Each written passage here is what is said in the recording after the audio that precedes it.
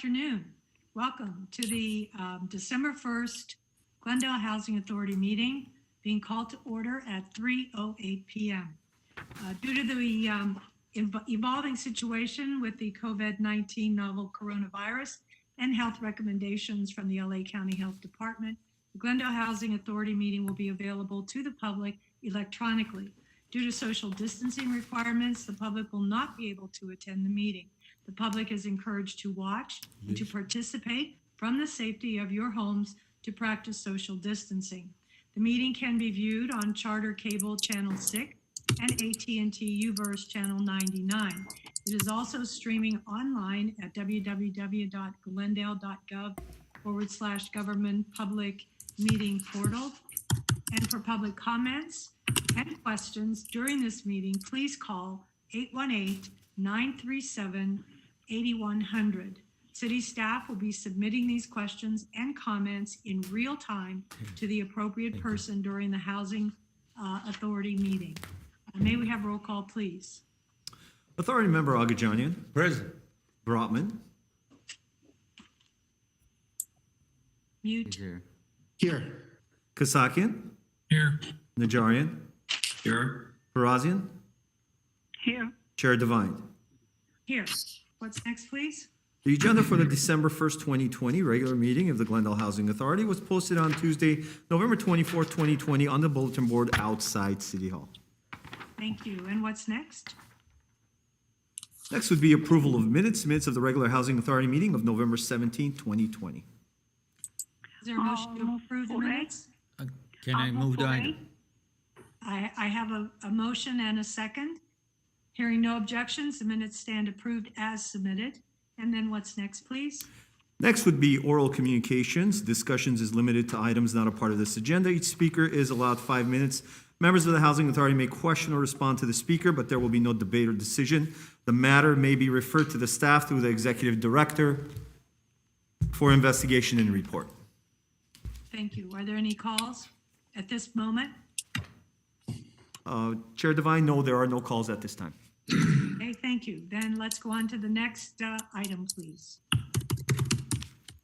Next item is business agenda. 6A would be community development regarding selection of an affordable housing developer to develop an affordable housing project for seniors on Housing Authority owned property at 912, 920 East Broadway and 117 South Belmont Street, and approval of professional service agreement for architectural services for said project. One, Housing Authority motion to authorize the interim executive director to execute an exclusive negotiating agreement with Adobe Communities to develop an affordable housing development for seniors on Housing Authority owned property at 912-920 East Broadway and 117 South Belmont Street. And two, motion authorizing the interim executive director to execute a professional service agreement with KFA Architects in the amount not to exceed $120,000. Thank you. Thank you. Very exciting information coming forward. And who will be speaking? Chair Devine, members of the Housing Authority. As you noted, this is a very exciting time, and we are very pleased as staff to bring this item forward for Housing Authority's consideration. This being one of the first of two affordable housing projects that will be presented this afternoon, and a milestone in achieving Council's vision and direction for construction of more affordable housing units in the city of Glendale. With that, I'll turn it over to Mr. Lanzafame, Community Development Director, to kick it off to the Mike Fortney, the project manager. Okay, thank you. Mr. Lanzafame. Not a lot of introduction, but I will say that you have a large piece of property that we purchased. It's split in half. One is going to be dedicated to 920, the other to 900. You'll hear that later today. With that short introduction, I'll let Mike take you through a PowerPoint on 920. This is the historic building. Mike? Thank you, Phil. Good afternoon, Housing Authority Chair Devine, Housing Authority Board members, Mike Fortney, Principal Housing Project Manager. I'm going to share the screen. And we'll bring up a PowerPoint. And can everybody see the screen? No,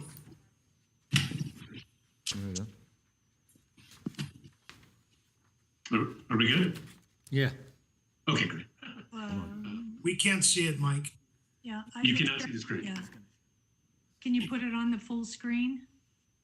Hold on just a second, I think there's two different Okay. systems it has to get on. It's on our screen in the chambers, but not the folks that are WebExing.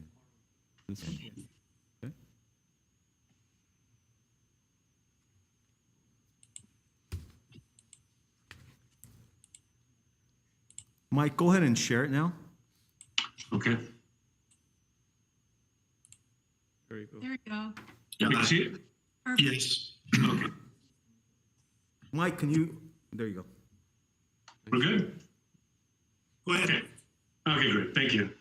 Our first slide is an aerial showing the project site. It's just a couple of blocks east of City Hall on East Broadway. This is a picture of the historical, the front building, which is 920 East Broadway. This is just over 100 years old, this building. This is part of the Harrower Lab, developed 1920, 1921. Consists of three buildings, 912 East Broadway, 920 East Broadway, and 117 South Belmont Street. Again, you're looking at 920 there. The house acquired the site about a year ago from Tobin World for $12.1 million. The entire site is 1.6 acres. The project that we're looking at right now is approximately half that, 0.8 acres. And we will talk about the other site in a little while on our next project. So it's improved with 3 two-story buildings. Again, they were constructed about 100 years ago. It was known as the Harrower Lab. The site is listed in the Glendale Register of Historic Places. The community development contracted with KFA Architects to do a fit plan to try and just indicate to the Housing Authority exactly how many units we could fit in these historic buildings, which have never been adaptively reused for residential before. In addition to that, we contracted with ARG, the historic architects, and they provided design consultation with KFA. They conducted a preliminary rehabilitation study, and they have been contracted to complete a historic preservation certification application. Both KFA and ARG are available for questions after this brief presentation. This aerial here shows the historic buildings and what was going to be 900 East Broadway. Again, we'll get into that a little bit. 900 East Broadway, that project there is going to change a little bit, but the entire site was acquired at the same time. We're tracking the development of both sites at roughly the same time, and the 900 site is developed to try to be respectful of the historical properties at 920 East Broadway. So the entitlements are for a total of 40 units. There's 39 affordable units consisting of a roughly an even mix of studio and 1-bedroom units. And then there's also a 1-bedroom or a 2-bedroom manager's unit. Parking for 920 East Broadway will be provided at the other development at 900 East Broadway, just across the north-south alley. So the Housing Authority issued the RFQ in July of 2020. We got 6 different developer teams that responded to our RFQ. Those 6 are listed on the slide. We formed a review team, consisting of staff from planning, urban design, concierge, and housing. We followed the RFQ evaluation criteria that was laid out in the RFQ. That evaluation criteria is listed on the slide there. And the RFQ review team, after looking at all 6 of those responses, we came to a consensus on our top 2 development teams. Those two teams were abode communities. Sometimes I've heard it, Adobe, it's actually pronounced abode. And the other one being Link Housing National Corps. So what the RFQ review team did was we set up interviews for those two development teams we chose as being the top respondents. And we focused on the three main areas of background experience of the team, the vision for the team for the site, and their competitiveness in securing funding and their ability to meet the timeline. So based on those interviews and their responses, we thought a really impressive background in adaptive reuse and historic preservation. And they were really able to lay out a great vision for the site. The RFQ review team unanimously selected abode communities for the recommendation for an exclusive negotiating agreement. Staff's recommendation moving forward would be to authorize the executive director to execute an exclusive negotiation agreement with abode communities, and at the same time, authorize the executive director to execute a professional services agreement with KFA Architects in an amount not to exceed $120,000 to continue the entitlement process on the project. And then talking about next steps, if we do enter into the ENA, staff will continue working with KFA and ARG in entitling the project. We are looking at an approval from the Historic Preservation Commission, April of 21.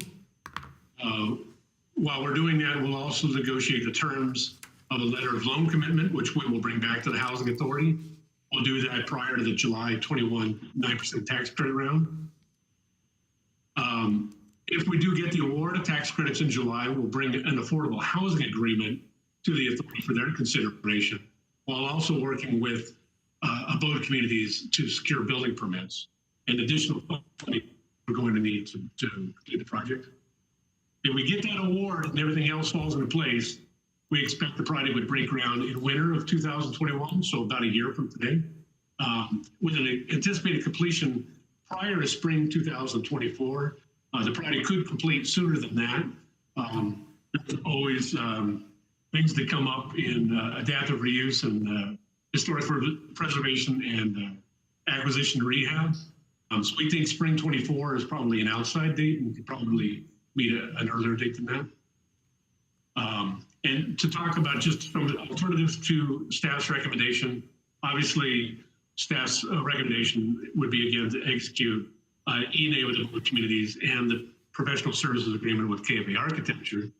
But the Housing Authority may direct staff to invite the top two teams, which includes abode as well as Link Housing, and conduct interviews. The Housing Authority may direct staff to return to you with additional information on all 6 of the RFQ teams submittals. The authority could also reject staff's recommendation and select another team, or consider any other alternative not proposed by staff. And with that, I would say, again, we do have KFA on the line. That's the architects for the project. We also have abode communities on the line. They have prepared a short presentation. They also have their architect, omgivning, that's also available for any questions. And of course, staff is happy to answer any questions on 920 as well. Ms. Devine, I have a question. Yes, go ahead, Mayor. Okay. You know, on the page 5 of the report on our package, there it says most respondents really relied on 9% affordable housing tax credits and federal rehabilitation tax credits in addition to local funds not exceeding $5 million in cash. So I just want to know, when we say not exceeding $5 million is lots of money. So is this open to contractor to come or developer to come back and says, okay, yes, I need $5 million? How we evaluate this? And we have different contractors or developers came forward. So to say how much we have to allocate will make big difference to the developer contractor to come forward. I just don't understand how we evaluate 5 million and after developer says 5 million, maybe there is another one, they would do it with 1 million. How you can evaluate these companies, compare them and say this one is better developer than the other one? I'm happy to answer that. That was part of our evaluation of all 6 of the developers. We had said in the RFQ that our contribution to the project would be no more than land plus $5 million in cash. In fact, Abode Communities put together a pro forma that would require the land and $3.5 million in cash, in addition to the 9% and the federal rehab tax credits. So Abode's proposal was for $3.5 million in cash, where the RFQ had specified no more than $5 million. So if somebody would come forward, nobody came forward, says, okay, I need 1 million. So we don't have none of those. That's right. That's right. Most of the respondents required $5 million in cash from the authority in addition to land. Not all of them, but if memory serves me, none of the other 5 developers were able to put together a pro forma of less than $3.5 million cash. And what was less meaning? That's as I said, that's a less means 1 million or 3 million? What was the number? Less means anything less than 3.5 million, and no one responded with a pro forma of less than $3.5 million from you. Oh, okay. Thank you. Thank you very much. All right, thank you, Mayor. So is there a representative then from Abode to speak, or would Karen, the architect, like to give us a rundown of, you have a stellar record, and I love some of the adaptive reuse photos that we see that you've done all over. So if you can give us some information on what you plan on doing here at Tobin World. Thank you. Mike, would you like us to start the PowerPoint presentation? Yes, please. Thank you, Laura. Yes. Okay. Thank you, Ms. Smith. Okay, this is Sarah. I'm going to go ahead and share my screen. Let me know if this is working. Yes, it is. Okay, great. Fine. That's beautiful. Thanks, Sarah. Thank you, everybody, for having us. We're really excited to be here and look forward to working with you on this really exciting project. I'm Laura Regas. I'm the Senior Vice President of Development for Abode Communities, and I'm joined by my colleague, Sarah Tsai, who's our VP of Business Development, and Karin Liljegren, who is our architect on the project. We also have a larger team of folks who couldn't attend today, but some of them are represented here on this opening slide. We have a wonderful construction manager from AMJ Construction, great landscape architect. I'm very sorry, very sorry. This is more like, sorry, Ms. Devine, this is more like Vice President Biden. All the intelligent or communication group were women. Now, everybody we have are women. That's interesting. And I am 100% in favor of that. Please go on, Laura. Thank you very much. We do have some very talented gentlemen on our team. They're just not on the screen today, Mr. Mayor. Okay. So let's go to the next slide. I'm just going to tell you a little bit about Abode Communities, and then we'll talk a little bit more about the project, just in case you're not familiar with our work. We're a nonprofit mission-based organization. We've been around since 1968, and we take a multidisciplinary approach to our work because we have in-house resident services, property management, architecture, all the other back-of-house divisions. So we collaborate a lot. We learn from our past projects, and we pour all that learning into new projects. And our mission is to create opportunities for our low-income neighbors, whether they be seniors or families or formerly homeless individuals. So that's what we're really passionate about, and we're really excited about bringing that expertise in our range of services to partner with you all on this exciting property. Just a little bit more about us. For those of you who have an interest in environmental sustainability, we are one of the leading providers of LEED for Platinum affordable housing developments in the state, and of course have a depth of experience in LA County, various cities within the county. And in fact, pictured here on the screen is a brand new senior housing development that we're breaking ground on today. So really excited to be able to do this work despite the challenges of the COVID pandemic. Let's go to the next slide. And since this particular project is really focused on historic preservation and seniors, we just wanted to share with you just a handful of images of projects that we have in our portfolio where we serve seniors either through an adaptive reuse, historic rehab, or other kind of preservation approach. Of course, we've done new construction projects for seniors as well. But the approach we take to our projects, I think, is really a nice alignment with our architecture team. And Karin is going to tell you just a little bit about how what they do in their expertise, what they're bringing to this project, and how this partnership is a really exciting and fun opportunity. So I'm going to turn it over to Karin now. Hi, I'm Karin Liljegren. So I'm the principal and founder, and I actually worked at KFA for 15 years and oversaw the adaptive reuse projects there. So I'm very close with John and a bunch of folks over there, so it'll be great to collaborate with them. I founded omgivning in 2009, really to focus on revitalizing old buildings and to really integrate architecture and interiors. Omgivning, the word, is a Swedish word, and it means the way a space feels. And we feel like that's probably ultimately the most important part of creating spaces and placemaking is how it feels when you're in those spaces. So this kind of shows some of our small, medium, and large projects. There's some before afters on the left. The largest being Sears in Royal Heights, which is about 2 million square feet.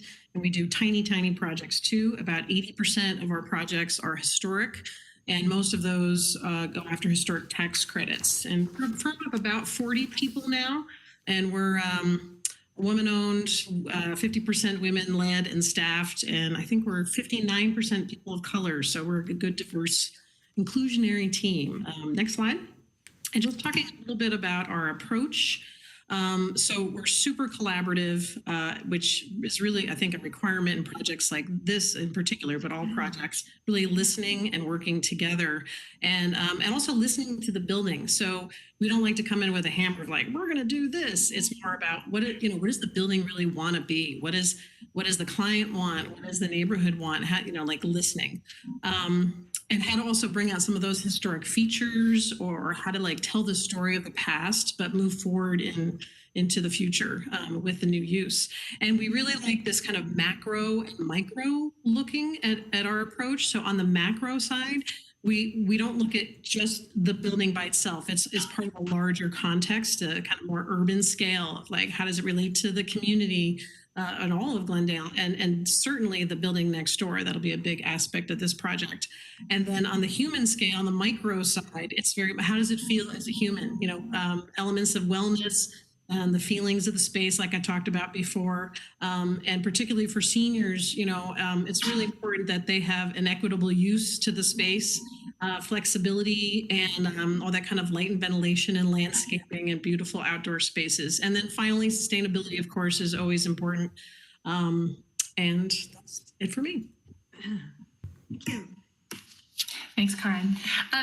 So we're going to talk about a little bit of the project specifics in a moment, but I just wanted to touch briefly on kind of the overall project vision. And we shared this with Mike and Peter and the team when we were interviewing. We can't take credit for all the vision here because the city really had a wonderful idea here to take this historic resource and create a new life, a new opportunity for it. And we think it's a really exciting way to create more affordable housing opportunities, particularly in cities like Glendale.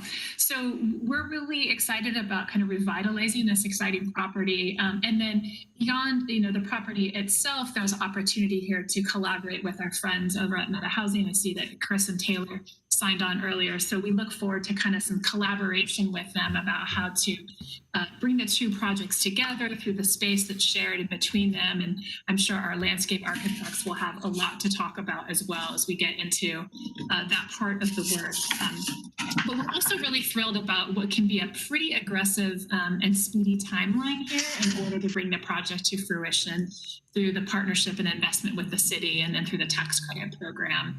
And finally, you know, once we get the buildings rehabbed and people moved in, what's really exciting and I think is the lasting piece of the magic is all of the services that our team provides on site and through its network of service partners. I mean, that's really what creates the long-term ability and opportunities for our senior residents to thrive and pursue their hopes and dreams as they continue to age in place. So we're really looking forward to the opportunity to build here with you all and to kind of connect with the surrounding community as we go through the process.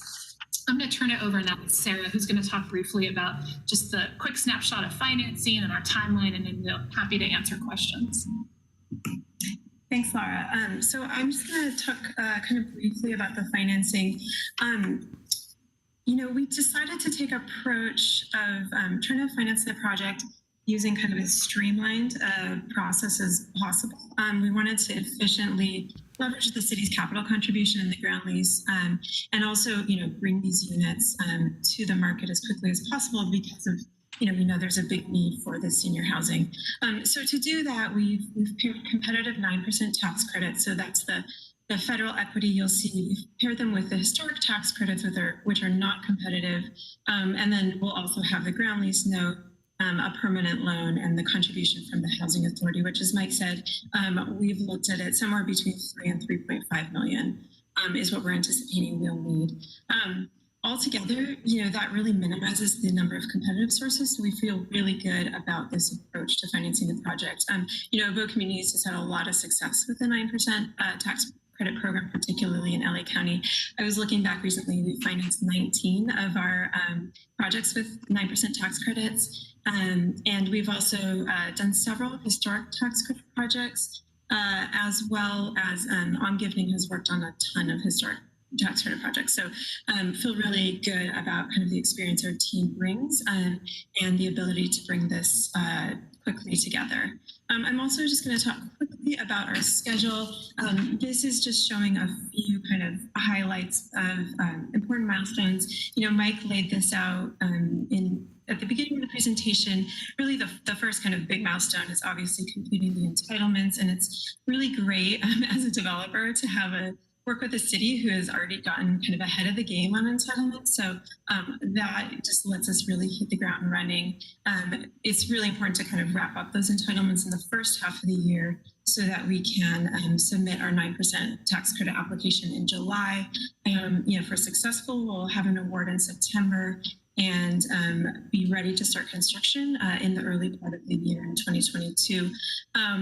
Like Mike mentioned, sometimes, you know, you get unexpected things in adaptive reuse. We feel really confident in our team's experience with omgivning as well, and with AMJ Construction, our construction manager. So, you know, if everything goes perfectly well, we'll complete construction, you know, by kind of April, May of 2023, and have residents beginning to move in that summer. Obviously, that could take a little bit longer if there's unforeseen things that happen, but I feel really confident in having everybody moved in by the end of 2023. You know, I think to achieve this, one of the really important things is working closely with ARG and KFA. With ARG in particular, we'll want to get kind of going on the historic tax credit process with them. So we'll be doing all of that kind of in the background with them. And, you know, both the Abode Communities and omgivning have worked pretty extensively with ARG and KFA. So we feel really good in that kind of opportunity to collaborate. And as well as, you know, Laura mentioned the opportunity to collaborate with Meta Housing as well.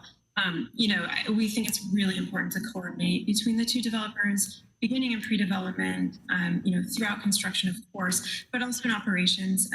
We have both organizations bring a really strong resident services program, and we're looking forward to the opportunity to kind of marry those up and find some, ways to make sure that this is kind of a successful and cohesive community for the seniors. So that is it for our presentation. And Laura, Karin, and I would be happy to answer any questions. I have a question. Thank you. Mayor? Yes, can you go to the last page, development timeline? Basically, on this chart, when construction will begin, let's say everything goes smoothly, because I see construction closing. I don't know if that Yes. means all the Yeah. documentation will be closed. What's construction closing? Sure. I'm sorry. I'll explain that. So that's kind of when we get our financing all in place for construction. So although it's called closing, it really marks the beginning of construction. Oh, all right. So you expect to finish the project in 1 year? I mean, the construction itself will take you, your company will take them in 1 year. They will conclude or finish the building and ready to be occupied by tenants? Yeah, I think Mike alluded to this. This is certainly an absolute best case based on kind of input from AMJ Construction on what they anticipate. But this is without having, really gotten into the buildings and seeing out everything we need to. So this may adjust, but I think, our understanding is that the city would love to have everybody moved in by the end of 2023, and that is certainly achievable. Okay. Thank you very much. Do any of my other colleagues have questions or comments? And if I could see them on the screen, it might help. Sure. I will stop sharing. Okay. I have Mr. Brotman. Yeah, I have a few questions for staff, but first, a question for, I want to say this right, abode communities. Somebody mentioned services that would be offered and programming. And I know in our original concept, we were going to have a family project over on one side, and then we were going to have this be a senior project. And there was some very exciting ideas about how the two would work together and how you would bring the generations together and have interesting programming, using that alley. And I'm just wondering if you've had any conversations with Meta, or if there are any ideas you have specifically about how the two would work together, and also just what general services would you be providing to the seniors in the project? Well, I'm happy to take that question. So I haven't spoken to Chris. I see Chris is on the line here. I haven't talked to Chris yet about how we might kind of pair up and complement what our resident services program typically focuses on versus what Chris's program at Meta focuses on. But I'm looking forward to the conversation. We wanted to make sure we had your official approval to move forward before getting into all of that. But generally speaking, for we call it our Beyond Homes program for seniors, it really focuses on a range of things, wellness and health, kind of aging in place, being civically involved, building community, kind of fostering those connections, and avoiding isolation. So if you kind of think of the typical things that come to your mind as you would think of seniors might need, those are at the core of our programming. And then we bring in other partners who may provide kind of one-off programs or special events for our seniors beyond what our core staff usually provides. So we have a number of, programs like around art, or there are special trips that we may arrange for our seniors to visit a civic institution or a museum, something like that. So what we do is we kind of have this core program, and then as our seniors move in and our staff gets to know them, we figure out what more this specific group of residents is interested in, and then we tailor the program a little bit more towards their needs and interests. So I hope that's a quick overview for you. Yeah, it's, that's pretty high level and generic. it'd be great if you could give some good examples from some of your other projects. And also, how do you deal with the multiple languages? And, we could have a situation where we have people who are monolingual, not in English. Sure. So a couple examples. So for example, we will have special activities around the holidays for our seniors. So we may organize like a Thanksgiving celebration so that seniors who may be living there may not have family nearby, they're not isolated. So our resident services coordinator brings everybody together in the community room, and there maybe like a shared potluck or a special event. That's something kind of really basic, just an easy event to throw together. But we also have yoga classes. We'll bring in a wellness expert to share information about how to stay fit and in good health as you age. So those are a couple just other examples of things that our services coordinators promote. And then in terms of language barriers, depending on who we're serving, we often will have a bilingual staff person working with our resident seniors on site, or we'll bring in other translators as needed, depending on kind of what the situation is. Okay, thank you. And Dan, if I can I'll add as well, one of the programs that we have been looking at including here that we included in our proposal is bringing on site a gardening program for the seniors. It's something I think we would want to kind of coordinate. I think in Meta's presentation when they were looking at the family project, that's something they may have also been considering. So we would certainly want to look for some kind of efficiencies there, and maybe we would even work with the same program. But that's one of the things that we've been successful in doing at several of our properties. And our landscape architect who wasn't able to join us today, but felt like there would be some opportunities for that in the courtyard here as well. Is that it, Mr. Brotman? Councilmember Brotman? Yeah, I have some. I'll let everybody do a round because I have some questions for staff, but maybe I'll hold off on those for a minute. Okay, well, before I call on one of my colleagues, I just want to mention that in your resume on partnerships, you mentioned that you work with Home Helpers for Veterans, LA County Department of Aging, the Department of Mental Health, Meals on Wheels, Senior Care Services, and a lot of other organizations that are there to partner with you for the care of our seniors. So I just wanted to add that. I found it on your resume. I have another question, Ms. Devine. Yes, Mayor Agajanian. Okay, if somebody can look at from the developer side to page A110, first floor plan, it says A8.110. 8.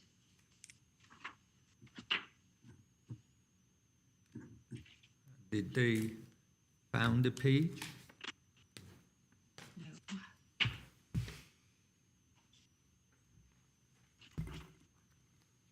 Do we have the page that those, my question is on the right top side, it says bird, I guess, transformer enclosure estimated to serve 900 and 912 East Broadway individually. And then 800 amp, 120, 208 volt, three-phase, estimated to serve 117 Belmont and new construction. I understand this 117 is part of 920, but to have something which serves, and I don't know if the transformers will be for both 900 and 912 and others, or they're gonna just have, they will share the enclosure to put whatever electric side they have to do. Can somebody answer me? Is Mr. my Arnold? question clear? Mr. Arnold, do I see your hand? Yes, I can answer that. Okay. So I think what you're looking at, Mr. Mayor, is an earlier version when we were guessing at what GWP would require of us for electrical service for both projects. And we were imagining that both transformers would be on the former alley on 920, 117 Belmont, because that's where we had the most space. But since we started working with GWP, because we have been working with them with a dry utilities consultant, we have since moved all the electrical service for 900 into that building. So now those two services will be separated to both projects. They'll have separate services.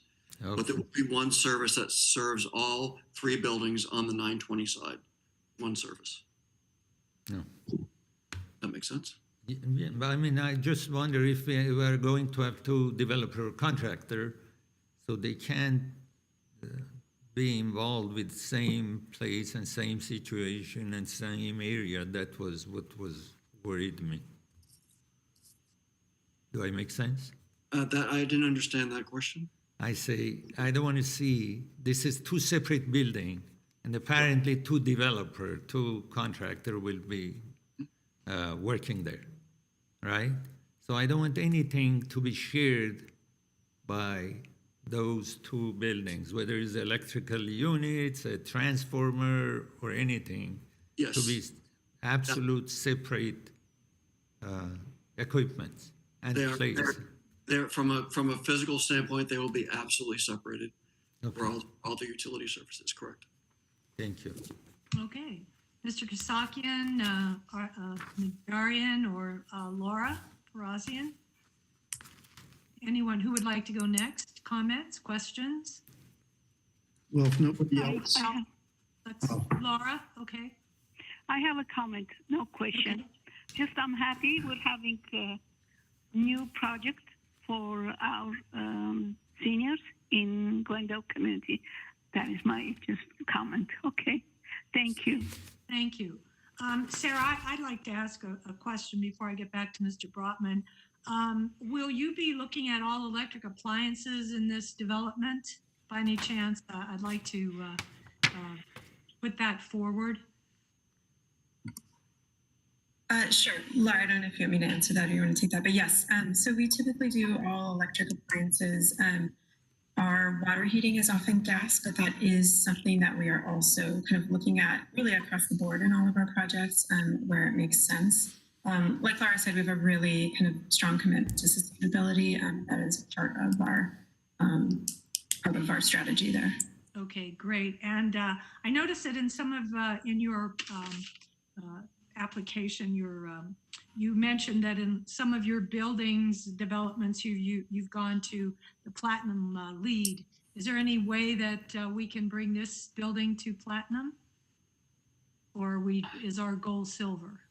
I'll take that, Sarah. We certainly try to get the highest rating that we can, keeping in mind the budget available. So typically what we find is that the last piece that pushes us from, say, gold to platinum has to do with the size of the renewable energy system that we can afford and install on the project. So we certainly will look to see how high we can get the on-site renewable energy generation. And that will likely be kind of the last piece that determines what our certification level is. Okay, so you're planning on putting solar on the rooftop?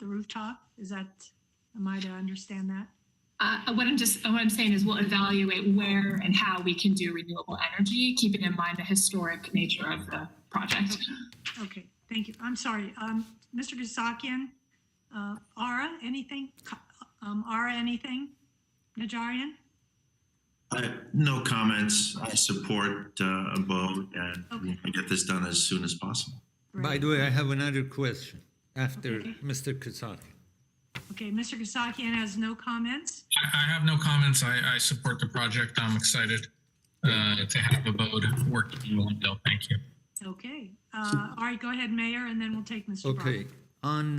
If somebody can look at A.100, A.100. This is in the basement. Right. And although this is preliminary drawing, but since I'm not familiar with this building that much, I've been on higher levels many times, never been in basement. I mean, when Tobin Ward was around, so I visited there many times and I interviewed them many times. How they get to this basement? There is residential units there. It shows 1 bedroom and studios on A.100. how they get in and out? I can answer that. Yes, Okay. please. So the site slopes about 4 or 5 feet from Broadway down. So the basement is partially daylighted on that end. So we're excavating about 3 feet down, and there'll be windows there, and there's already a room down there. Part of the basement's unusable on the northern part of the Belmont building. So the elevator will go down to that floor, as well. There'll be two exits there to get out. So we have all the exiting required to meet code for those units down in the partial basement. So there will be also enough light, I guess. There is opening you left in front of the windows. Yes, Is that it'll be the windows will be at about ground. If you're standing on the ground floor, the ground level will be at about your waist. So the windows will be looking out. So it's still a basement apartment, but it's not underground by any means. They're gonna have enough light. Yes. That's why we didn't occupy the other half, because there wasn't enough light. Oh, okay. Thank you. All righty. Councilmember Brotman. Okay, thank you. I want to get back to what Councilmember Devine brought up, which is the all-electric. She beat me to it. But just, no. That's something that's, it's important to a number of us. It's very important to me. I would like, just if you could just run down what you're where you're doing electric in your projects and where you're doing gas, and just knock off, water heating, space heating, cooking, and I guess clothes washing, or maybe it's are kind of the major sources of energy use in the building, right? So could you kind of run down which ones you are confident you can do with electric, and which ones you're going to further look at? Sure. So generally speaking, all of the appliances in the units, so cooking, space heating, obviously we have electricity for air conditioning, that sort of thing. Everything that's in the unit is powered by electricity. The one thing that's typically powered by gas, when I say typically, I mean, generally speaking, historically, we've been doing a gas-powered central boiler for water heating. So that's really the one piece that our engineering team needs to take a closer look at as we look at, what it means to build under the newest California code, and what it would mean for us to take an all-electric approach to the whole building. So I can't tell you today, what it will take, what it will cost, what equipment we'll use, but that's on the list of things for our team to look closely at. Okay, so just for the record, I would very much like to see every effort made to make this an all-electric building. We've discussed that before. I have a few questions, probably for Mike Fortney. I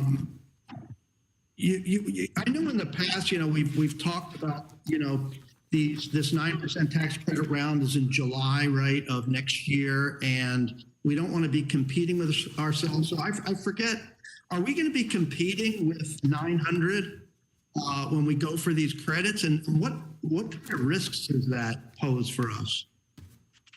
Yes, great question, Councilmember Rodman. We will be competing with 900. There's 2 rounds each year for 9% tax credits. There's the March round and the July round. So both 900 and 920, if things go well in the next on the next project, they will be competing with one another. This project is not going to require the full amount of 9%. We'll just have to see how that goes. We also have talked about how in the July round, Southern California gets first bite of the apple on senior projects. So that falls into play too. But yeah, there is a risk that we can get one approved and not the other, and then fall to the following year to get them both funded. Is that? I mean, are they gonna look at us and say, hey, Glendale's trying to get 2 of these at once, and we got to give everybody a shot, and we're going to hurt ourselves in that way? Or is that the way they look at it? It's not really the way they look at it. It comes down to that tiebreaker score, and if they go through, and we have, say, the 2 highest tiebreaker scores for senior projects, and in particular, if we have a project that's not requiring the full amount of the tax credits, they don't ding us for trying to put in 2 projects in one round. They don't ding us for that. If we have the highest tiebreakers and there are sufficient tax credits for senior projects, then we could get the funding for both projects. Okay, because that's one I continue to be worried about. When we shifted from a family to a senior on 900, and now we've got these two seniors going for the same pool, right? The other thing is I kind of wanted to run through. So in Glendale's contribution, so I know we're contributing the land, and is this going to be a 55-year deal? Is that what we're expecting, or is it still up in the air? It will be a minimum of 55 years, and we can negotiate with abode to make that longer. We can do 56 years just to be on the safe side. But yeah, we can extend that 10, even 20 more years. So we'll put in the land, and then that comes back to us at the end, right? Yes. The land and the improvements. The land will be a long-term lease, so we will retain ownership from the beginning. And then the improvements, yes, those will come to us at the end of the lease term. Okay, and then the cash that we put in, whether it's 3 million or whatever, 3.5, is that now that I think you've described this before? That's a residual receipts loan, right? Yes, exactly right. We get that back, right? We take some cut of the cash flow. Could you just kind of run through like when we get that back and how and what the likelihood is that we see that money back? Yeah. Very, very good question. Yes, you're exactly right. It'll be structured as a residual receipts loan, like all the other products that we have. It is subject to negotiations, some of which we'll talk about during the negotiations on the loan commitment. Others, more detailed, we'll talk about when we bring the AHA, the Affordable Housing Agreement, to you. But oftentimes what happens, if the developer, as an example, has to defer fees, their developer of the project in order to make it pencil, they may defer those fees to construction commencement or construction completion, and they may even defer the fees beyond construction completion. So we'll structure our residual receipts so that the developer eventually does get back their deferred fee, the fee they did not ever collect. And then we often share some percentage of the residual receipts with the developer at that point in order to pay down the loan that we gave them, whether it's 3 million, 3.5 million, or whatever amount. That and the long-term lease, those are loans. Those are not grants from the authority. So that money will eventually come back. Okay, but over like what? Like probably out past when we like 30 years, 40 years, like out past when we've paid off our loan, or?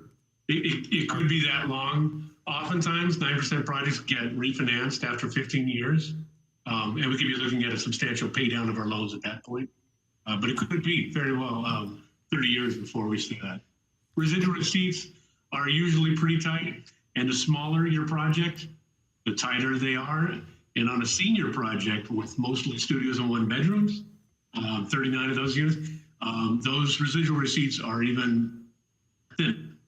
And we have got to be very cognizant of the project being financially viable. We have to fund operating reserves and capital replacement reserves and make sure those reserves are well funded before we can really start to see residual receipts, funds coming back to repay those loans. So, to make sure the project's financial. My last question is really because I think there's a lot of misunderstanding in the community about how this stuff works. How these affordable projects work, and you've got a for-profit developer, and what are they doing, and all that kind of stuff. I was hoping you could just talk for a second, for a few minutes about the fees that the developer gets. What kind of fees are they getting? And how are we setting rents for the tenants? Okay, sure. So I'll start with the first one. Developer fee, there's a cap on the developer fee that is typically set by TCAC on a tax credit deal. Often, because TCAC sets those developer fees, those caps, statewide, it's become pretty much an industry standard, and it's something that the Housing Authority has followed in terms of allowing that fee. But that fee, again, can be deferred depending on the structure of the deal. It could be that fee never really gets fully paid until the project's well into operating. It could be that full fee could be paid at the say 90 days after the project is fully leased.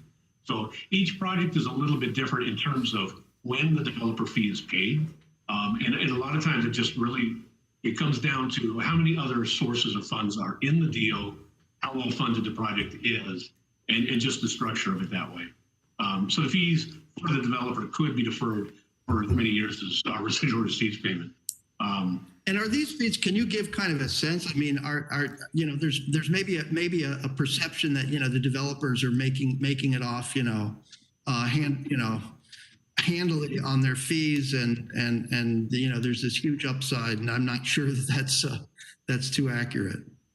Now, the developer fee on a typical, say, 60, 70 unit project, I think the developer fee is capped at about $1.4 million.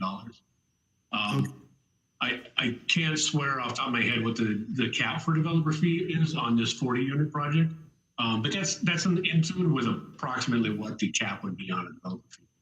So yeah, there's a lot of confusion about that, and unfortunately, affordable housing, any aspect of affordable housing, including the financing, is just so complicated. But I think hopefully that answers the question in terms of the developer fee, at least in the general term. Yeah, it's not like a Wall Street development where there's some big upside, and you're going to try to flip it, or you're going to try to, push up rents and try to make a windfall profit. I don't think there's, so highly regulated, there's not scope for that kind of thing. No, and you can see that in the size of a perm loan that an affordable housing project can get at the end when we convert from construction to permanent financing. Most of these projects can't, support a perm loan of more than $2-3 million. Again, it depends on the size of the project. So a project with the affordability covenants in place that are charging affordable rents, these projects may be on the market, this project that we're talking about now might be worth $24-25 million. But with the affordability covenants in place, it's probably not worth more than $2 or $3 million because of the restrictions. And it kind of leads to the other part of the question that you were asking, and that's about the rents themselves. Depending on the funding source, the rents are restricted based on those funding sources. 9% is a very good example.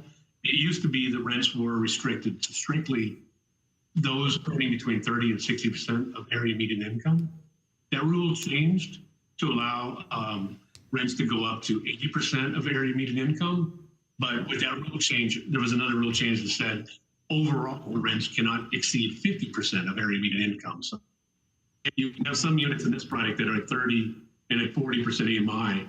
You may have some at 60 or even a little bit higher than 60% AMI. But overall, they can't average more than 50% AMI.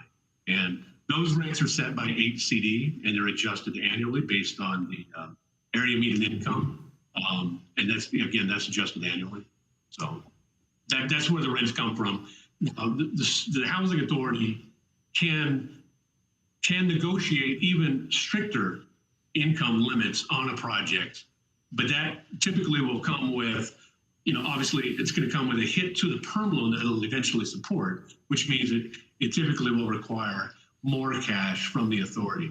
So I think there was a really early question on about what if abode communities can do this for $3 million versus another developer that can't do it for less than $4 million. We look at that, but we also look at what's the average AMI that abode is targeting at $3 million participation from the authority versus somebody else that might be doing it at $4 million. So in a case where you might have a developer that was competing against abode that said, we can do this deal for $2 million. We didn't have that, but in this what if scenario, we would evaluate that and not say, okay, well, clearly you win because you only need $2 million from the authority. If you dig deeper, it may be they could do it for $2 million, but the AMI targeting for the project is right at that 50% level, where abode is targeting somewhere around 40%. So all of that goes into our criteria, our evaluation. Right. So if I'm a senior and I qualify for, let's say, 30% AMI, right, then I'm going to be paying something like 1/3 of that 30% of AMI for my annual rent cost, right? It's not going to be more than a third of that 30% AMI level, right? Yeah, you cannot pay more than 30% of your income based on that AMI level. But you have to recall, it's not just the rent, it's utilities that are also calculated in that also. So your monthly affordable housing cost cannot exceed 30% of the AMI for which you're in, whichever category you're in. And that can only go up if AMI is going up, meaning overall incomes. Now, my income may not be going up as much as AMI. There could be a discrepancy there, right? But if AMI is going up, those rents can go up. If AMI is going down, the rents are going to go down as well, right? Yes. So we have seen rents. We have seen those AMIs go up in the last few years, and so that the developers are able to increase rents. But we have seen many years. I remember in 2012 through I think it was 2017, where we were seeing no rent increases whatsoever. We can see AMIs go down and therefore rents go down. So yes, that all happens, and it's all based on the HCD published rents. And that is something that the Housing Authority looks at. When the HCD rents come out, we look to see when developers see that also and they want to raise rents, they raise the rents to make sure the project's financially feasible. But what the Housing Authority will do, we have to look at every single financing source that goes into a project. And there are projects that we have where HCD may say you can raise rents 8% this year based on the AMI adjustment. However, funding from, say, City of Industry limits that cap to 5%. It's up to us, the Housing Authority, to tell that developer, you may be entitled to 8% under this program, but you're only entitled to 5% increase under this program. So if you're going to raise rents, we can only be at that 5%. So that's kind of the authority's role in doing that. We cannot deny the developer the rents more than what they're allowed to rent, but there are times, of course, where we interject and suggest they do so. Okay. Don't allow them to raise rent. And sorry I went off on all this, but I think it's useful for people to hear it because there's a lot of misunderstanding. Thank you, Councilman Brock. And Mike, this is true for every affordable housing project that we have in our city, correct? Every rental, yes, every rental, affordable project. Okay. I have one question. Okay. Mayor? Yes. I just want to, Mr. Fortney, or I don't know, somebody to explain, we have a limitation on 7% rent increase because they called me about this housing, the affordable housing units, and they say our rent has been raised 8% or 8.5% in case of Meta, I guess. So I just, somebody to explain this way are those who will benefit from this to realize how this works, that sometimes their rent is increased over 7%. Mr. Garcia or anybody? Mr. Mayor, I think what you're referring to is the 7% that is part of our rental rights program. Right. On market rate projects prior to 1995, if the rent is raised more than 7%, then a tenant is entitled to, if they choose not to accept the lease, they're entitled to relocation benefits.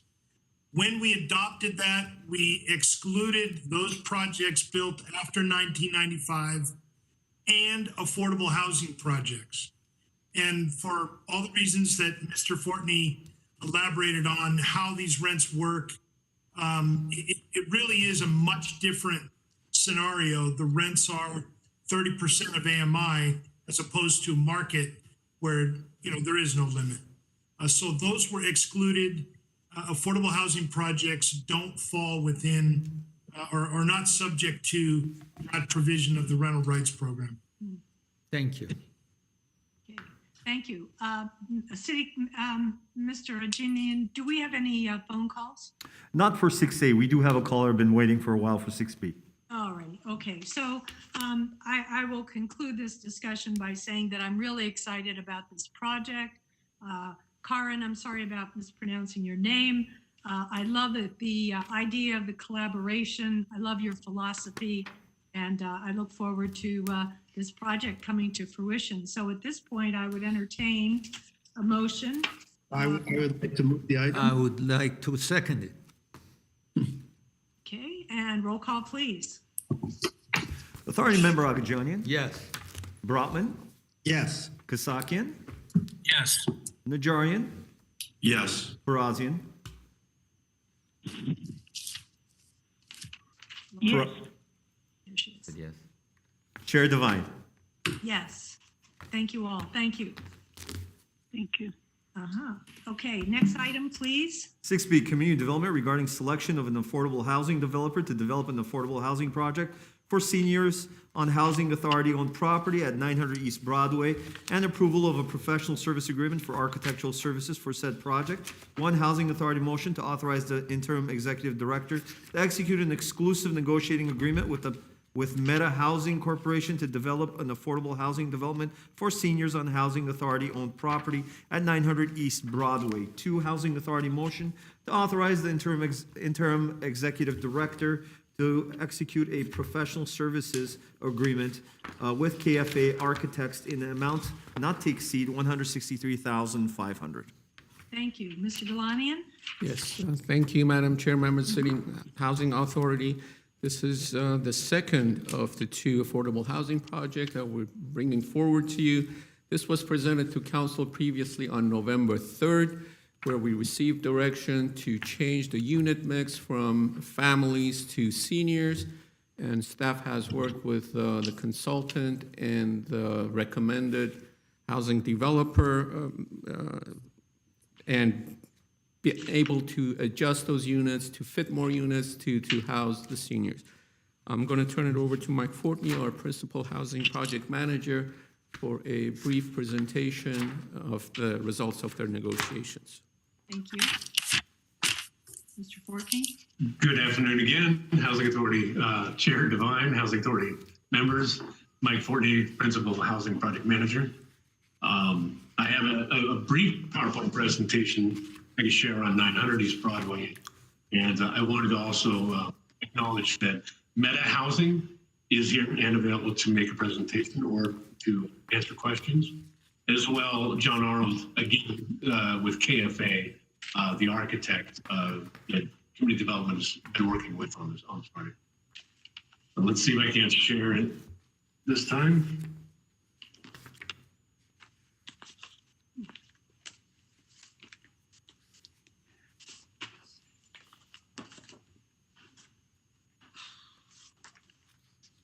Is everyone able to see the screen? Yes, thank you. I am. Oh, wonderful. Okay, great. Okay. So first I'll just show you the site map. Again, it's just a couple of blocks east of City Hall. This is 900 East Broadway, immediately next door to the project that we were just speaking about. So we acquired 900 East Broadway along with 920 at the same time from Tobin Road. 900 East Broadway on the west side of that north-south alley is a 0.8 acre site, currently improved with a single-story structure and surface parking. The development staff has been working with KFA Architects to develop an affordable, initially family project based on an RFQ that we'd issued July 29th. Through that selection process, Meta Housing was the RFQ review team's top developer recommendation. This is what the project was looking like. This is from the entitlement package that KFA had done. To the extent that we can, we're going to try to keep this project in this same scale. And to the extent we can, also preserve some of these rooftop courtyards. Just a short time ago on November 3rd, the Housing Authority elected to change the scope of the project to focus on seniors versus large family. KFA then generated a new FIT plan, and it looks like 127 senior units can be constructed within the envelope of that previous 93 unit project that I'd shown on the last slide. So having that and having already made the recommendation for Meta Housing, we then turned to Meta Housing to determine if a 127 unit senior project was financially feasible. And they looked at that and said, with an additional amount of authority money, that they can make that happen. Originally, it was going to be $5 million from the authority, and they could get it financed with 9% tax credits. With a 127 unit senior project, Meta Housing says the project is still financially feasible with $9 million from the authority through the 9% tax credit project. So CDD still continues to recommend the authority as executive director to execute an exclusive negotiating agreement with Meta Housing. Staff's recommendation for Meta Housing hasn't changed. They expressed a fantastic vision for the site during the RFQ review team. They have a very good record of earning the 9% tax credits in the Balance Valley County, and they have a great experience in delivering the high quality large family and senior project both. In addition to that, staff was asking for authorization for the executive director to enter into a PSA, professional service agreement, with KFA Architects in an amount not to exceed $163,500, and that would be to continue the entitlement process. It's only about a $28,500 increase in the original PSA that we would have brought to the authority when we were working on the family project. So about a 20% increase in that PSA to convert this, kind of stop where we were with the entitlement process on the family project, switch gears, and then bring the senior product all the way through the entitlement process. So with authorization to execute the ENA and PSA, staff will continue to work with KFA to entitle the 127 unit senior project. We would shoot for DRB approval in April of 2021.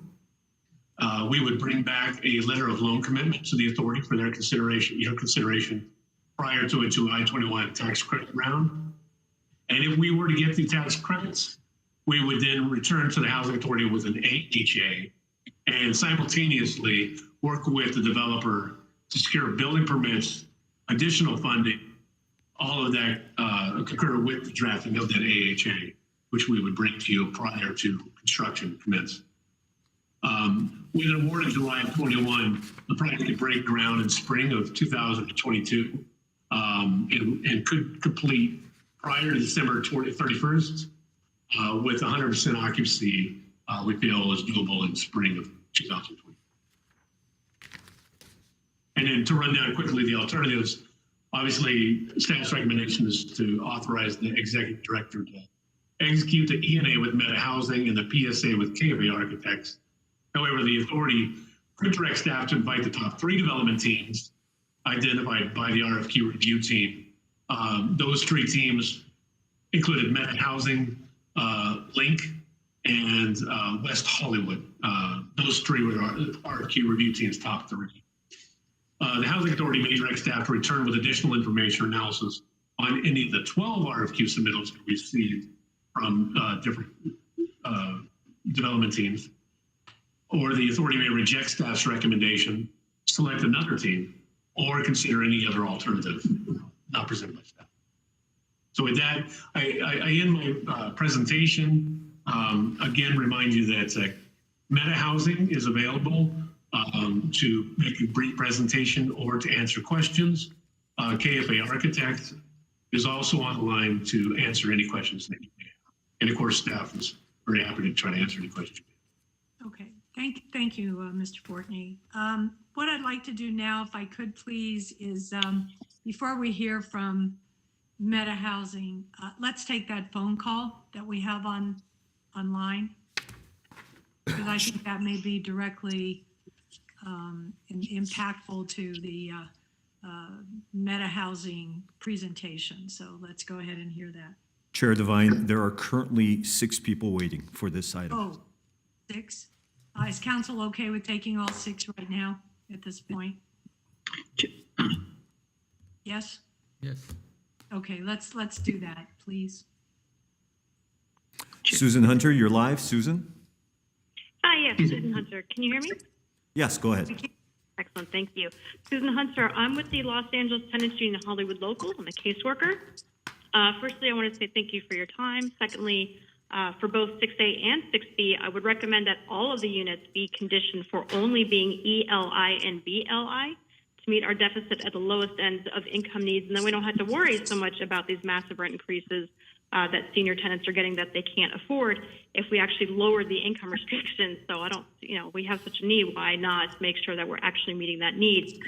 Secondly, I want to make sure that as a city, you all understand and recognize and are alerted to the fact that Meta, I would really caution against working with them.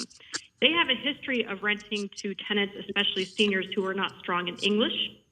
Our local, the Hollywood Local in LA, we've raised multiple concerns about their operations at the Metro Hollywood, as well as CCED raising concerns in Chinatown regarding their treatment of these tenants, including repairs and especially communication. If Glendale wants to move forward with this project, I would really recommend that for any affordable housing provider, there should be a condition to require that all documents given to tenants should be in the language that the tenant is comfortable in. And most importantly, tenants should be given copies of everything that they sign. Currently, Meta Housing refuses to give tenants copies of documents that they sign past the initial lease, especially regarding the tenant income verification that's done yearly.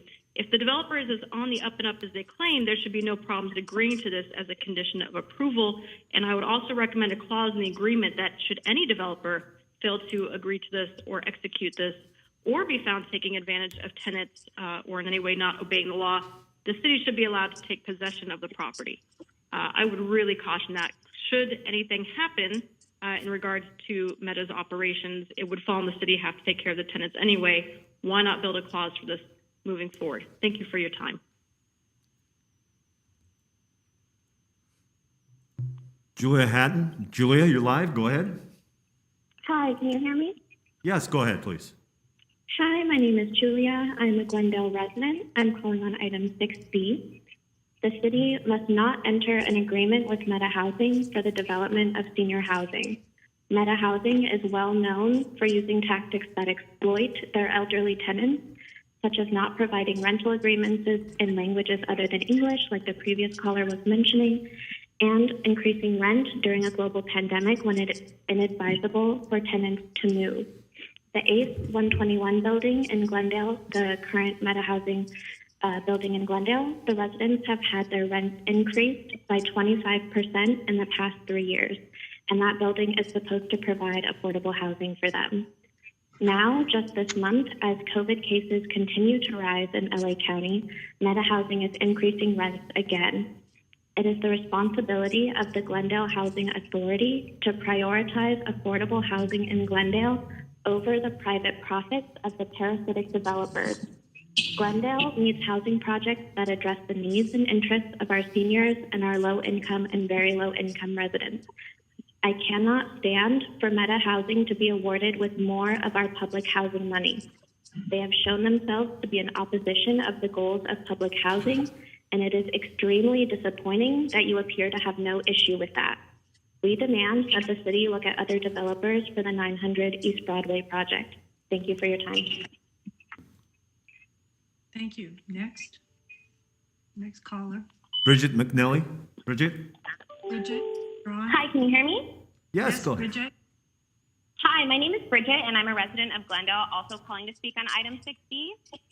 Unlike any of the members of City Council or the Housing Authority, I, as simply a concerned Glendalean who stands in solidarity with my neighbors, have taken the opportunity to speak with the residents of ACE 2021 about their experiences with Meta Housing Corporation. Those conversations have unveiled alarming predatory practices by Meta targeting their low-income residents, many of whom are monolingual. Meta has preyed upon these residents, subsidized housing status, and marginalization to instill a culture of fear of resistance to their deceptive and immoral practices. I would also like to point out that the tenants of ACE 121 are not alone in these experiences.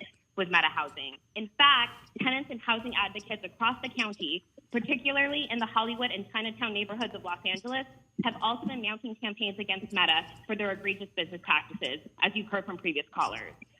Every working class resident of Glendale, and quite frankly, the entire United States, has been asked to make innumerable sacrifices during the global pandemic, and yet Meta Housing has sacrificed nothing.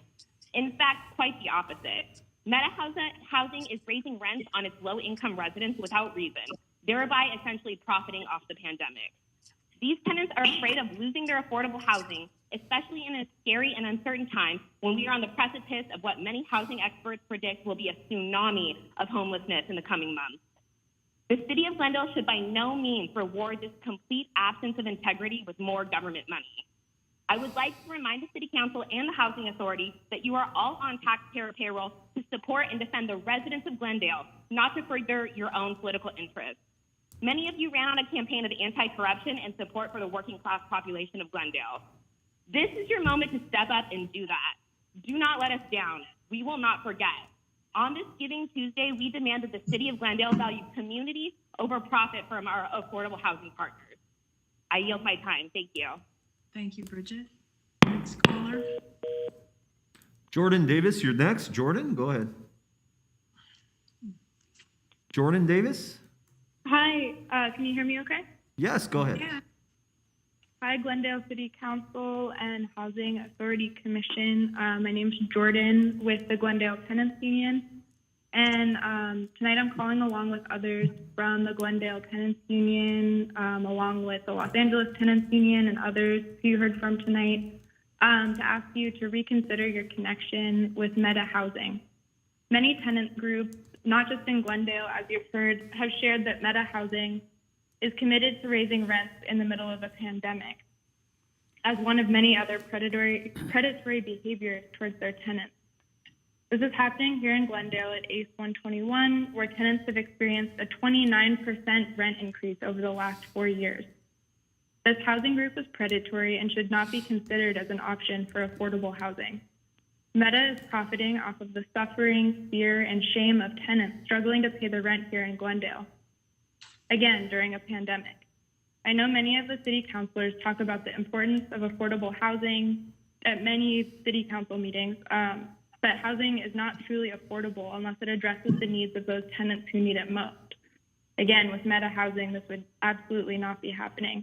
Tenants make up 67% of Glendale residents, and we need to not contract with groups like Meta to best serve our Glendale community. Additionally, we need a tenant council, as the Glendale Tenants Union has mentioned before, to serve the interests of the majority of Glendale's residents. It's far too many landlords and homeowners who decide the future of tenants in the city.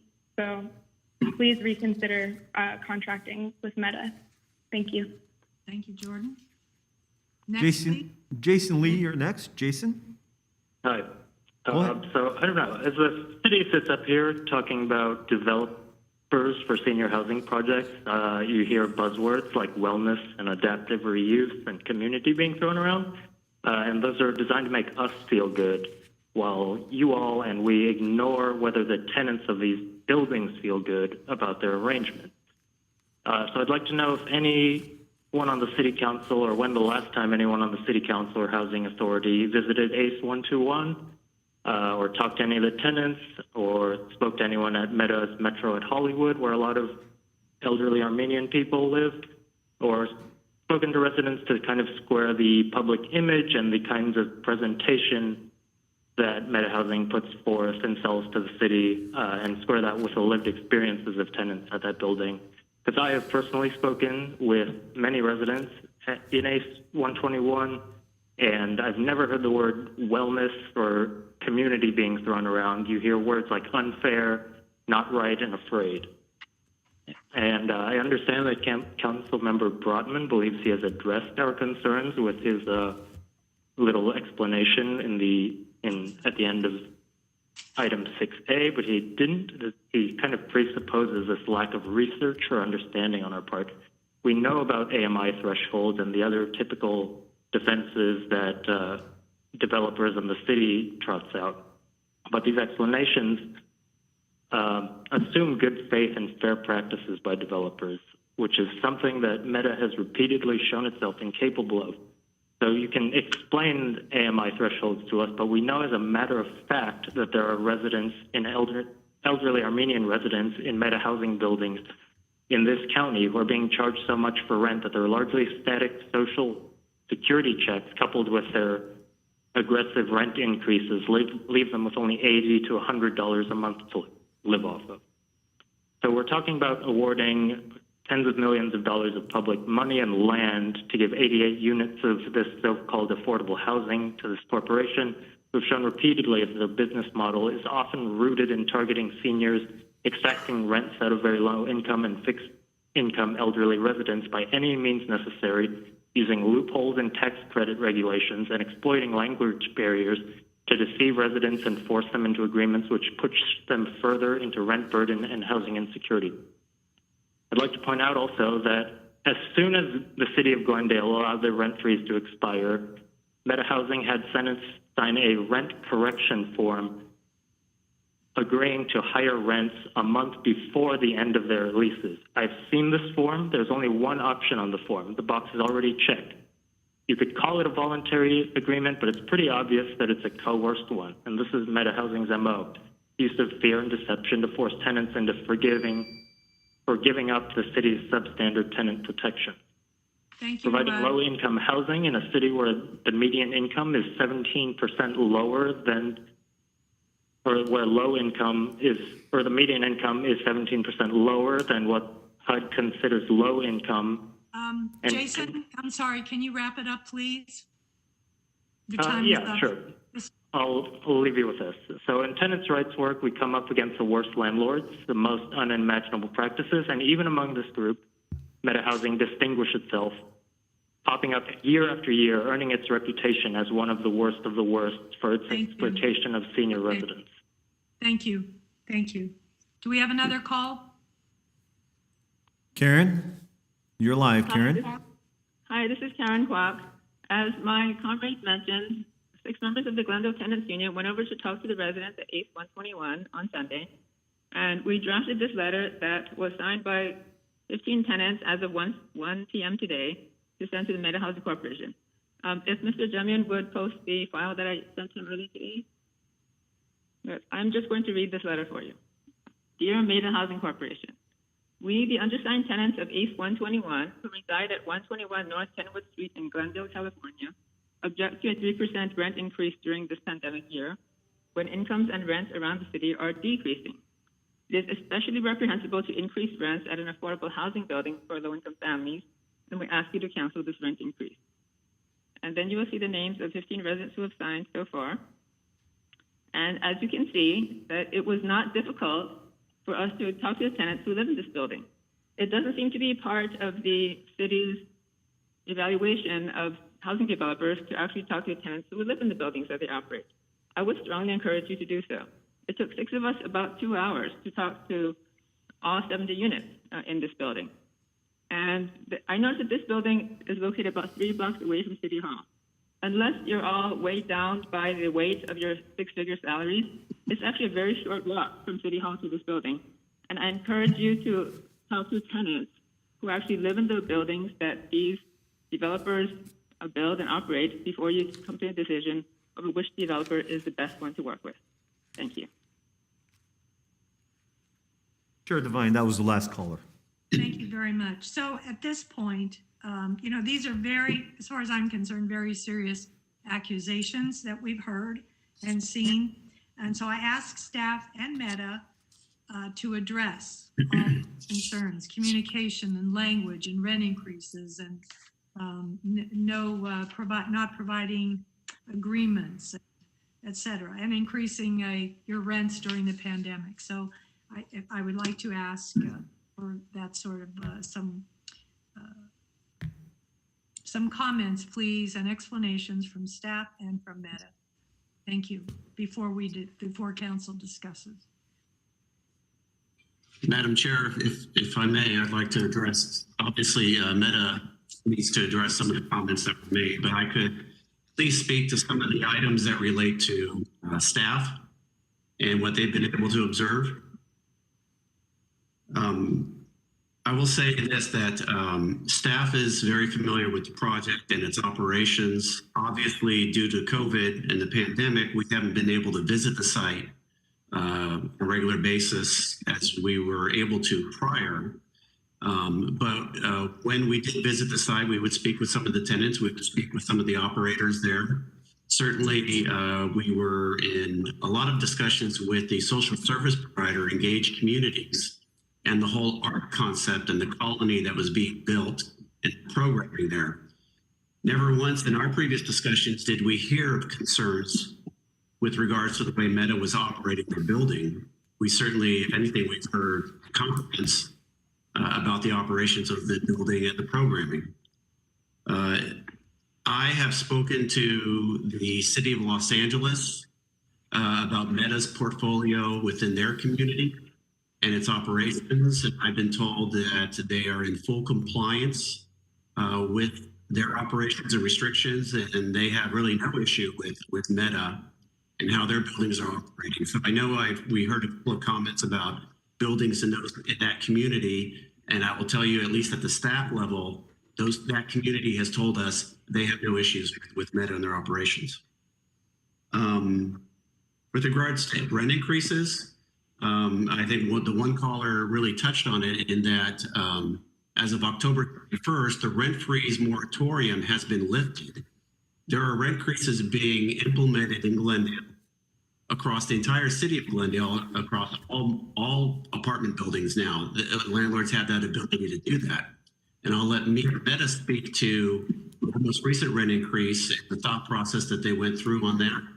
I'll have to tell you and reiterate from a staff perspective, and Mr. Fortney can also speak to this. We have found nothing wrong with Meta's operations, both here in Glendale and in other communities.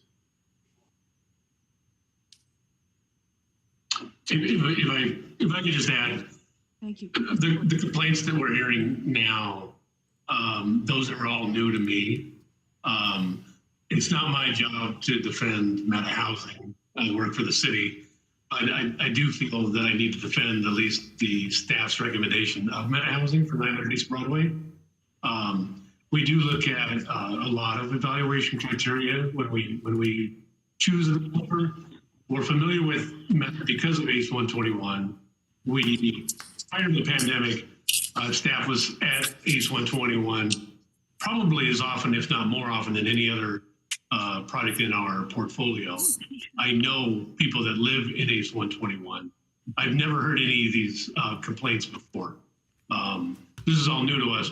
When we first vetted Meta Housing for ACE 121 a couple of years ago, staff had the opportunity to go and see other projects that Meta Housing had built, Burbank, Long Beach, I believe, San Pedro, another one. And it's actually an enjoyable part of my job is to be able to, during this vetting process, to go to these other projects that are in place, in service, and get the opportunity to talk to residents of those buildings. And it's always been a very positive feedback that I've gotten back, in particular from Meta Housing, and especially their service provider Engage. So it's typically a very positive feedback that I get from tenants, from affordable housing developers. But for Meta Housing in particular, I've gotten great feedback. So again, this all comes as a big surprise to me in terms of concerns about Meta's operations. So I think too, Peter had said, I think Meta really needs to respond to some of these allegations that have been laid against them. Okay, so Mr. Mathis, I guess that would be your lead-in. Great. Good afternoon, Chair Devine, Housing Authority members. It's difficult to hear some of those comments, and we as a company pride ourselves in the quality of our housing and the care of our tenants and our absolutely willing to work with the tenants if there are issues. You know, we have had no issues or had no notifications of any sort of problems occurring at ACE 121. Over the last couple of days, it's come to our attention that a number of tenants have expressed significant hardship over the 3% rent increase that we noticed on October 30th. And, you know, these are unprecedented times, and we struggled with what was appropriate and what would be considerate. The rent increases by HCD came into effect in May of this year. We delayed the rent increase, and the rent increase was actually for approximately 7.9%. So we thought the 3% increase was something reasonable and considerate. The majority of the tenants haven't had significant economic hardship with COVID, and the folks that are struggling, or tenants that are struggling, we are working with them individually. Right now, there are 9 tenants that corresponded with us and said they're having issues making, and we are working with them. So we have no intention of evicting people. We have no intention of trying to squeeze this group, and actually because this has come to our attention, and again, this just came to our attention a couple of days ago. You know, the notices went out on October 30th. We are willing to sit down with and put a pause on this increase and make sure that it's something that's palatable for everyone, and are happy to work with the city on when you all, as a partner, think it's appropriate and think we're through this sort of unique time. I'm happy to answer any other individual questions. Again, I think there were some pretty salacious accusations, and I'd love to see evidence of some of the things that were said, but we pride ourselves on working with cities, businesses built around being a good partner and being a good developer. And if we operated like that, we would not be around for very long. Can I ask you, Mr. Mathis, did you make the tenants sign letters as Ms. Kwok was referring to? The only thing that was issued, it was basically a notice of rent increase, and then an amendment to the rental agreement, which is standard practice. That's how it's done throughout the industry. You sign a rental amendment.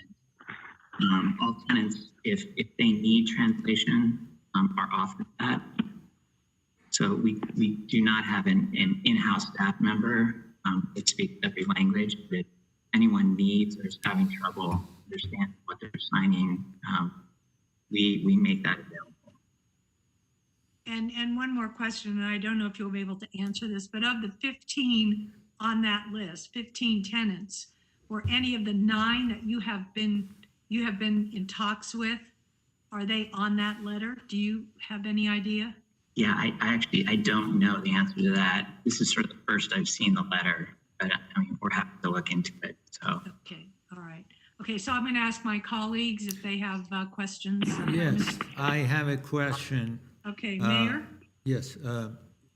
Do you provide, they were complaining that you guys get signature on documents and you do not provide the copy of it. Do you do that?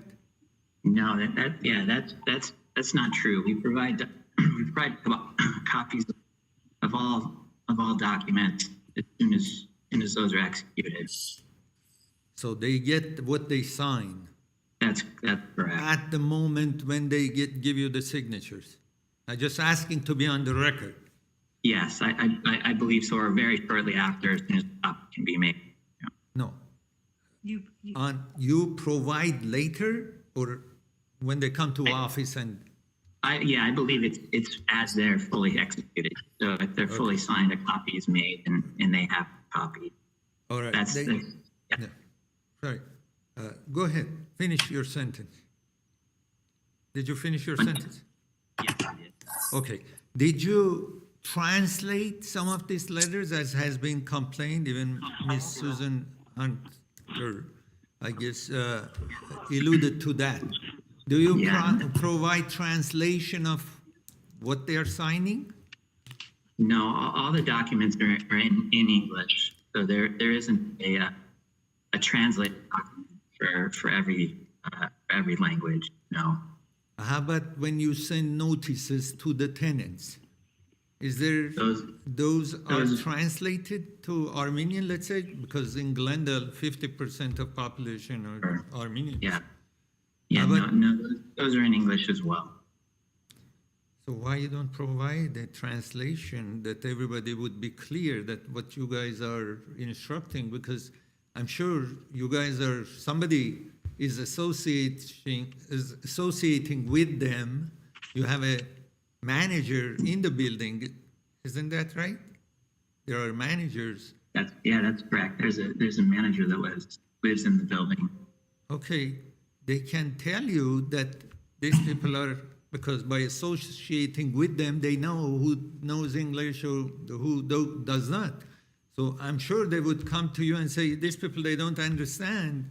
And when you give them those letters in English, so as if they can't follow it.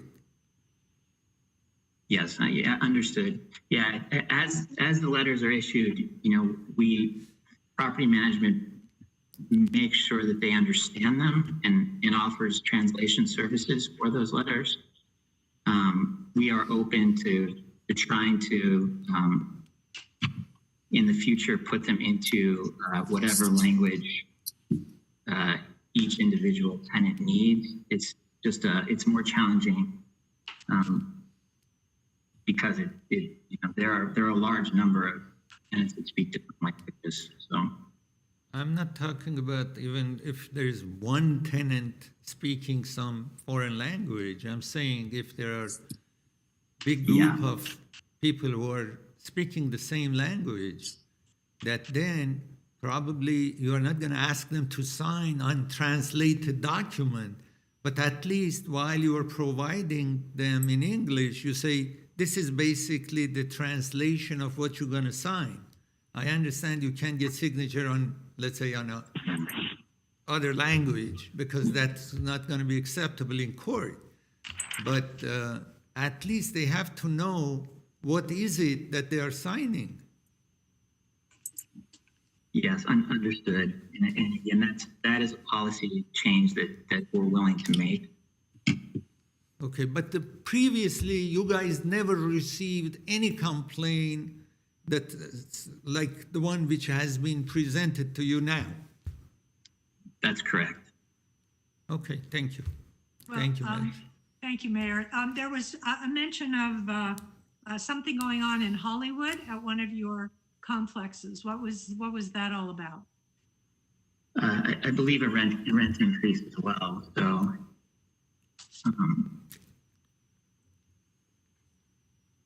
Okay, all right.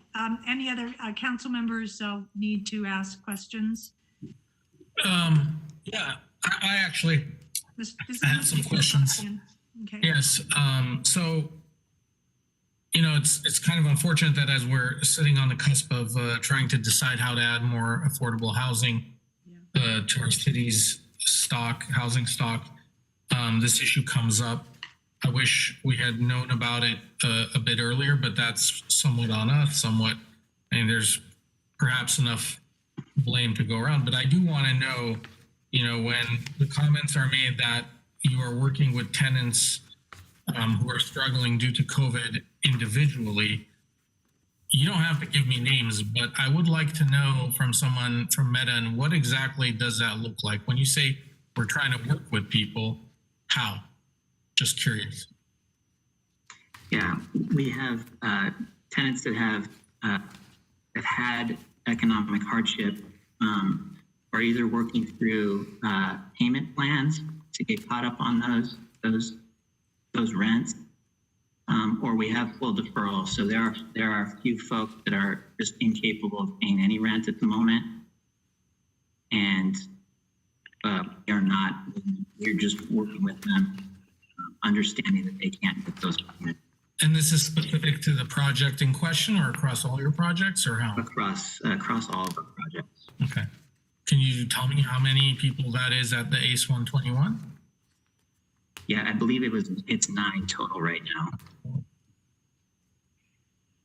And in terms of providing the support to residents in languages, what have been the major obstacles to being able to do that across the board or at ACE 121? It just seems to me very rudimentary and basic that you would want to be able to communicate to folks what it is, whether it is they're signing something or whatever changes that may be coming. No, understood. I think that's something that needs to be corrected at this project. There are other projects that we do provide translations in Spanish, and we just I think didn't have these, it's something we need to fix. So I recognize that as an issue, and we just had not heard yet that there's an impediment. There are a lot of parents that have family members that help with translation of things. So it hasn't been something that did, but it is something that we can amend. That's all I have right now. Okay. I'll let my other colleagues ask whatever questions they have. Najarian? Yeah, this is kind of a last minute objection, and I think it's very difficult for us to get into it at this point. In addition, many of the issues raised are issues that are citywide. I mean, should a tenant receive a rent increase in his or her native language, regardless of whether it's a affordable housing project or not? I don't think that state law requires that, as far as I know. So the question is, are we going to be placing a greater burden on affordable housing managers to translate with precision the details of a rent increase or a lease? These are things I think that we need to have a larger discussion on citywide as far as those complaints. As far as ACE 21 in particular, I was there before the pandemic hit, and there was an art show and a performance which was done. I'm not sure if any of my colleagues were there. I think you were there. I mean, I felt nothing but extreme happiness from those tenants. No one pulled me aside and said, hey, this manager is jacking us. I think they had an opportunity to do that. They had an opportunity to speak with me in Armenian, if that was their language that they were monolingual in. I'm not saying that's giving Meta a clean bill of health, but if there was something really egregious, I think at that moment in their backyard, I would have heard something from the tenants. And I know that many of us get calls and visits from members of the community who are seeking to be placed in affordable housing, or who are in affordable housing, and they're very free with their opinions as to what needs to be done. I know that there's a deep demand for affordable housing. Folks that I think are lucky enough to get into one of the affordable projects appreciate the opportunity that the city has made in conjunction with the affordable housing providers and developers to give them that opportunity. I'm sure each and every one of our seniors or low-income residents would urge us to create even more affordable housing as quickly as possible. So those are my comments. At this point, I don't think that the charges against Meta raise to the level of removing them from consideration for the project. Thank you, Councilmember Najarian. Councilmember Brotman, comments? Well, a couple things. One, I did have a conversation with Chris at Meta earlier today, and I know that they are going to relook at this and perhaps be able to defer the rent increase. I think that I understand that according to the HUD formula, they could have done something like a 7.9% increase back in June.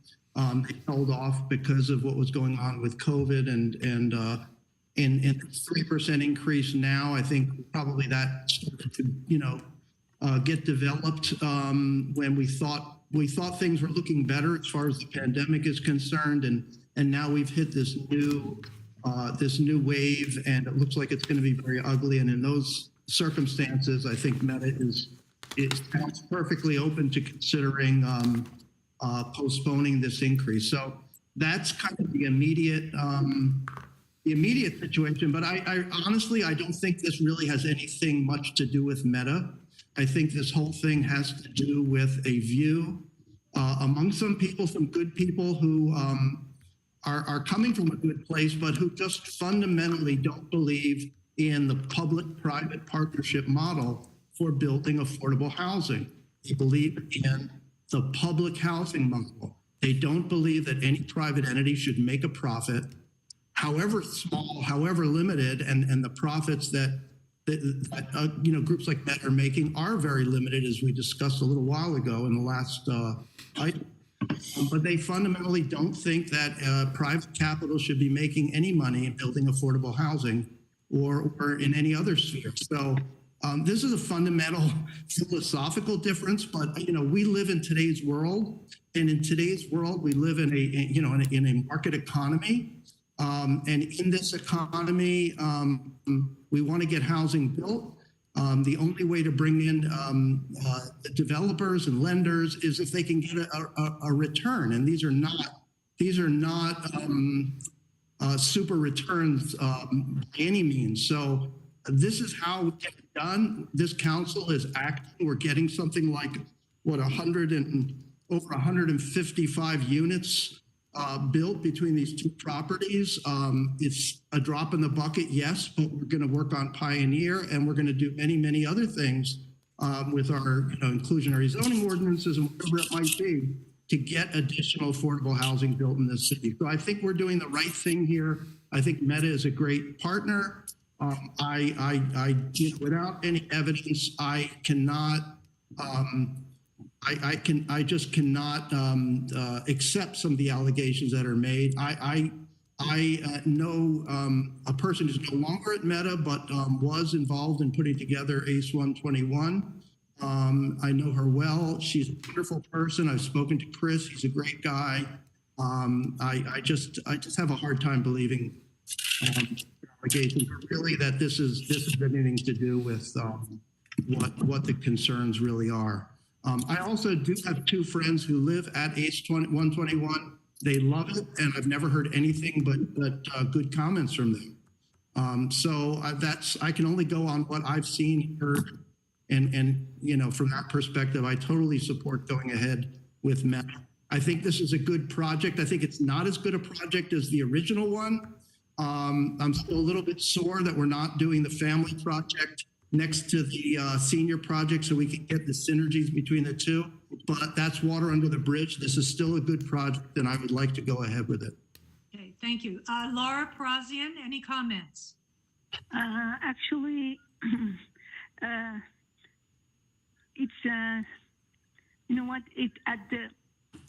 at this point I can't tell anything. Actually, it's not a good thing to happen to the community. But anyway, at this point, we can't do anything. Anyway, I'm supporting the project, okay? All right. Thank you, Laura. Thank you. Mm-hmm. And as far as I'm concerned, I was... Ms. Devine. Oh, yes, Mayor. Yes. More comments? I'm sorry. Yes, before you go ahead. make your Go ahead, comments. please. I mean, I have two matters to ask first about the rent increase. So is the gentleman still on? Yes, he's here. Mr. Yes, Matt. Mr. Mayor. Yes, okay. Can you say the last rent increase again? What was the rent increase? What you changed it to from 8%? You guys reduced it to 3%? 7.9. Correct. It was about 7.9% was allowed. We thought was palatable, and we are recognizing, given changes in the coronavirus situation and some of the new information we have from the tenants, that's a difficult thing, and we're willing to make it zero for now and work with the city and the tenants on an appropriate time for our next increase. So when is the next one? It got cut off, a year and a half later? Did I hear it right? You will increase? No, sorry, I don't. It got cut off, I didn't get what you said. No, I don't. I haven't determined the time. I think it's something that we need to sit down with the city and the residents, and I think some of it is dependent upon sort of the situation with the virus as well, All right, anyway, okay. As has been mentioned with my colleagues here, it's last minute and there is objections, whether there is merit to it or not, but there are objections. I don't want to stop this project, but I want to see if we can, whether city manager or city attorney, they can come up with a mechanism or system that we can follow, since there are complaints raised in here, to look into this matter for a while with Meta and see whether the complaints are valid or not, or any mechanism that will work, that next time we are not going to come to the last second and then people that come forward and complain about it. I mean, there are people that I know, they are good people, and they complain that they are not getting documents translated, which they admitted. They don't get the copy of the signed documents that they can show before they sign, to show to somebody else, to explain to them what's going on. So those at least we can look or follow with Meta. If others are doing everything and there is no complaint, so then it's different. Now the complaint is that they are not doing this thing. So what is it that we're going to consider from now on, at least for a while, on a probationary period or sometimes, to see what's happening? Housing Chair, Divine, members of the Housing Authority, Mr. Agajanian, for sure, staff will follow up with Meta Housing, and I'm pretty certain they will follow up with the manager on site. It's obvious that they heard you loud and clear. They've heard the complaints, and they've admitted to some deficiencies in their processes. But staff will follow up with them to make sure that they are addressed. Thank you. Right. Thank you, Madam Chair. Okay, thank you. As far as I'm concerned, the accusations were late in coming, but I think they were all kind of caused by this rent increase. Even though it was 3%, it wasn't. Imagine if it would have been the 7.9, that would have been incredibly bad. So I think it was just bad timing for Meta to increase rents. I hope that you will take away from this conversation that how important the translation is and the copies are, and work with Mr. Galanian and our staff in making sure that the tenants have what they need so that they understand what's going on. So, and with that, I would entertain an emotion, it was emotional, a motion to approve this item. Okay, can I move the item? Yes, you can, Mayor. Okay. I'll Do I have a second it. We have a second, and I'm very excited about this, by the way. Roll call, please. Authority Member Agajanian, Yes. Brotman, Yes. Kasakian, You know, before I vote, I just want to say that had I not been in the city hall in the past when we've tried to work with affordable housing developers and the city was misled, and not to say that this is the case here, I would gladly vote for this project to increase affordable housing. But I think given some of the questions that have arisen, I would like to have more answers. So in light of, I don't want to rush to approval until we have everything squared away. I'm going to vote no. No. Okay. Najarian, Yes. Barazian, Yes. Chair Devine. Yes. Thank you all. Land, what's next, please? Authority Member and staff comments. Do we have any?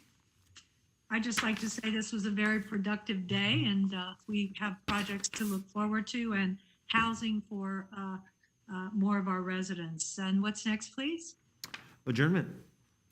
Do I have a motion? Yes, I move to adjourn.